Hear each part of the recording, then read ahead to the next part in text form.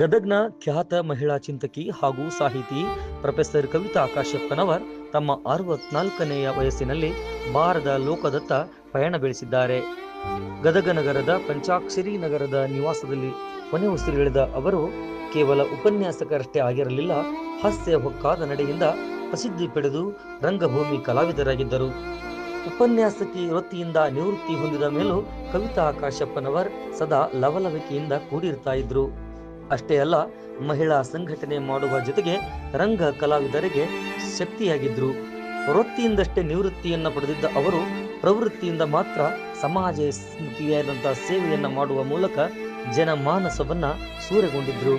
ಇದೀಗ ಅವರ ಅಗಲಿಕೆ ಸಾಹಿತ್ಯಿಕ, ಶೈಕ್ಷಣಿಕ ವಲಯದ ಜೊತೆಗೆ ಕೌಟುಂಬಿಕ ಸದಸ್ಯರಲ್ಲೂ ಕೂಡ ದುಃಖವನ್ನುಂಟು ಮಾಡಿದೆ. ಅವರ ಆತ್ಮಕ್ಕೆ ಚಿರಶಾಂತಿ ಸಿಗಲೆಂದು ಇದೀಗ ಅವರ ಅಭಿಮಾನಿಗಳು, ಸಾಹಿತಿಗಳು ಹಾಗೂ ಕುಟುಂಬಸ್ಥರು ಭಗವಂತನಲ್ಲಿ ಪ್ರಾರ್ಥಿಸ್ತಾ ಇದ್ದಾರೆ. Rise of news Gadag.